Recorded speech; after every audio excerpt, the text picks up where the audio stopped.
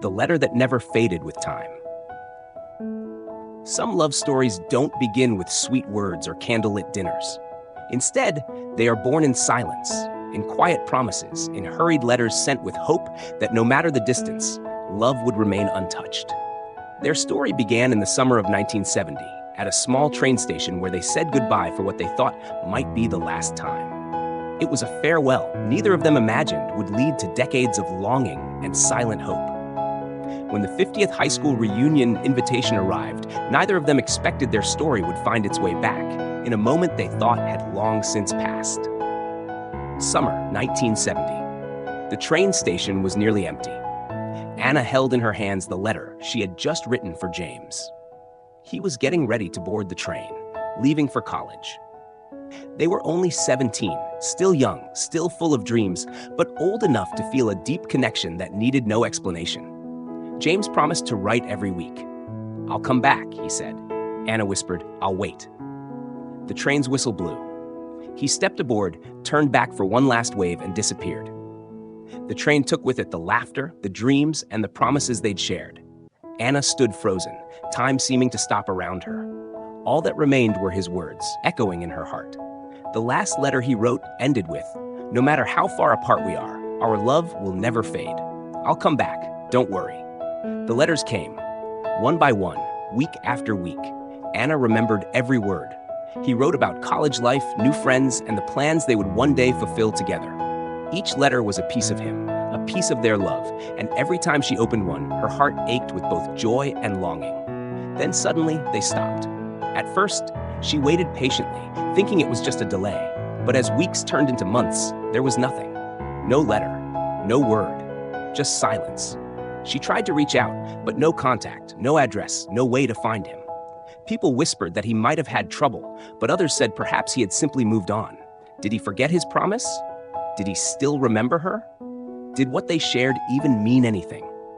An entire summer passed with Anna sitting by the window, waiting for a letter that never came. Time moved on, memories faded, but a part of her couldn't let go. She didn't want to forget, even if everything else had changed. 50 years later, Anna had a family of her own, a quiet life filled with routine and peace. But deep in her heart, the memory of James never faded. She had loved him deeply, once, and though he had become a part of the past, he had never truly left her. One day, an invitation arrived, a 50th high school reunion. At first, she thought she wouldn't go. It had been so long, too much time had passed, but something stirred inside her. Curiosity? Hope? She didn't know. A part of her wanted to see how everyone had changed, and maybe, just maybe, he would be there. When Anna walked into the hall that evening, the air seemed thick with memories.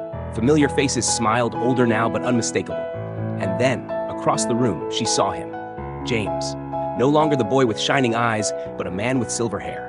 Yet his eyes, those same eyes that once held her so gently, hadn't changed. He looked at her. She looked back. Her heart skipped a beat. Time melted away. They walked toward each other, as if drawn by something neither of them could name.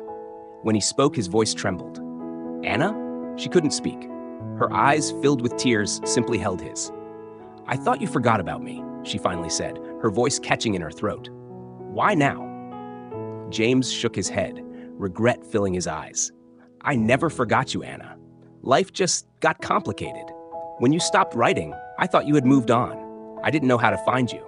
Her heart tightened. All these years she had believed he'd forgotten, that he had chosen a different life. But here he was, standing before her, with the same earnest look that had once made her believe in forever. She asked softly, "Then why didn't you come sooner?" James reached into his coat pocket and pulled out a letter, worn, yellowed, its corners frayed. "This," he said, "was the last letter I wrote you. I never sent it. I didn't know where you were.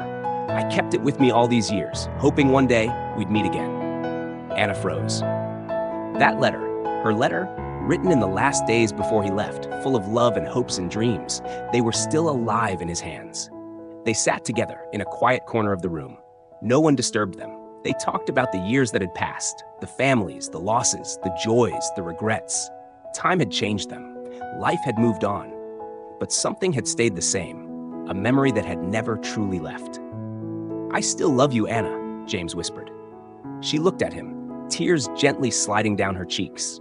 I have loved you my whole life, James. But can we go back? Is there still time for us?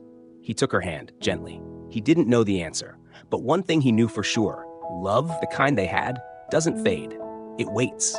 They stood up together and walked out of the hall, not with regret, but with a quiet, tentative hope. That maybe, just maybe, even after all these years, love could begin again.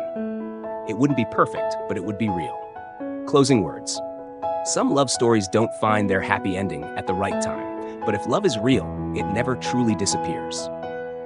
If you've ever loved someone and never had the chance to say goodbye, if you still wonder what might have been, maybe, just maybe, one day, life will surprise you, and you'll realize love is never too late to return. So let that old letter in your drawer be more than just a memory.